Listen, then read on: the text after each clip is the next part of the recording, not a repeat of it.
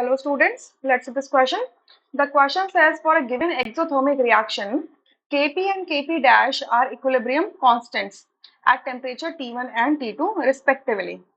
मतलब T1 पे जो इक्विलिब्रियम आपका इक्विलिब्रियम कांस्टेंट है in terms of partial pressure that is Kp and T2 पर क्या है Kp डैश है.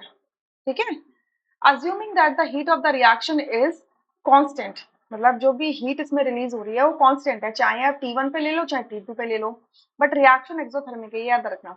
यानी कि डेल्टा H की वैल्यू क्या है, कांस्टेंट है.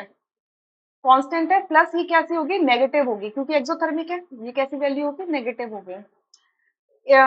Assuming that the heat of the reaction is constant in temperature range between T1 and T2, it is readily observed that इसमें से क्या ऑब्जर्व किया जाएगा, क्या रिलेशन होगा Kp और Kp डैश के बीच में. अब देखो यहाँ से हम दो ऑप्शंस रूल आउट कर सकते हैं. पहला ऑप्शन तो ये, पहली चीज तो ये कि ये दो डिफरेंट टेम्परेचर्स हैं और आपका जो इक्विलिब्रियम कांस्टेंट होता है वो टेम्परेचर डिपेंडेंट होता है. ठीक है. सो अगर टेम्परेचर डिफरेंट है तो इक्विलिब्रियम कांस्टेंट की वैल्यू हमेशा डिफरेंट आएगी. That can not be equal. तो थर्ड ऑप्शन गलत हो जाता है. क्लियर. और यहाँ से आपका Kp और Kp डैश जो लिखा है रेसिप्रोकल लिखा है, ये भी नहीं हो सकता. क्लियर.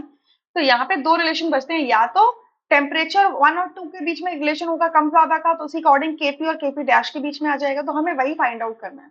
बट ये याद रखना है कि डेल्टा H की वैल्यू कांस्टेंट होगी इस टेम्परेचर रेंज में T1 और T2 के बीच में, और ये नेगेटिव भी होगी क्योंकि रिएक्शन कैसा है, एक्सोथर्मिक है. And what we know that log Kp upon Kp dash क्या होता है आपका, डेल्टा H अपॉन 2.303 R होता है, and it is 1 upon T1 minus 1 upon T2. ये रिलेशनशिप सबको पता होगा. ये सब जानते हैं इस रिलेशनशिप के बारे में. सो इस रिलेशनशिप में जो आप क्या जानते हो कि अगर डेल्टा H नेगेटिव है, डेल्टा H नेगेटिव है मतलब आपका राइट हैंड साइड वाला टर्म पूरा का पूरा नेगेटिव आना चाहिए. ठीक है. तो ये नेगेटिव कब आएगा, डेल्टा H अगर नेगेटिव आना चाहिए तो ये जो ब्रैकेट वाला टर्म है ये पॉजिटिव होना चाहिए. ठीक है. ये ब्रैकेट वाला टर्म पॉजिटिव होना चाहिए. अब ब्रैकेट वाला टर्म पॉजिटिव कैसे होगा, अगर देखो अगर मैं T2 को बोल दूं कि ग्रेटर देन T1 है तो T2 की वैल्यू ज्यादा आएगी. सो 1 अपॉन एक अगर फ्रैक्शन के अंदर 1 अपॉन एक बिगर टर्म लिखा रहा है तो पूरा फ्रैक्शन की वैल्यू क्या आती है, स्मॉलर आती है. और 1 अपॉन T1 लिखा है, अगर T1 की वैल्यू कम है तो 1 अपॉन T1 की वैल्यू क्या आ जाएगी, बड़ी आ जाएगी. ठीक है. देखो ऐसे है, 1 अपॉन 5 कर दो और 1 अपॉन 2 कर दो. सो 1 अपॉन 5 की वैल्यू क्या आएगी, 0.2, और 1 अपॉन 2 की वैल्यू क्या आएगी, 0.5.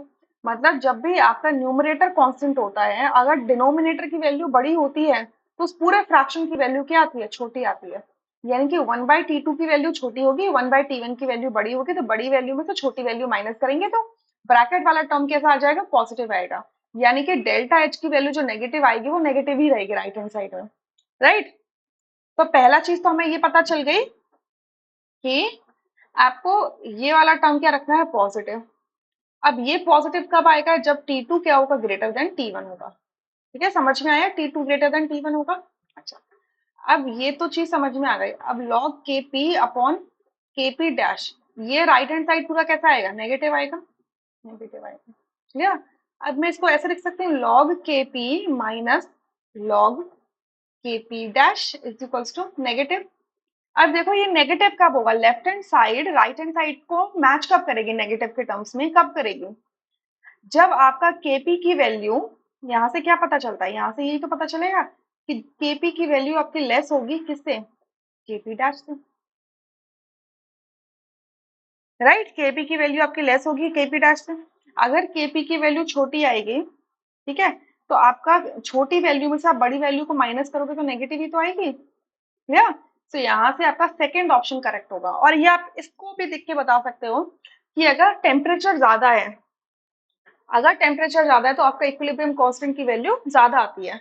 तो अगर T2 ज्यादा है तो Kp डैश की वैल्यू ज्यादा आएगी, यानी कि सेकंड ऑप्शन करेक्ट होगा, rest options would be incorrect. I hope you understood this question really very well. Thank you.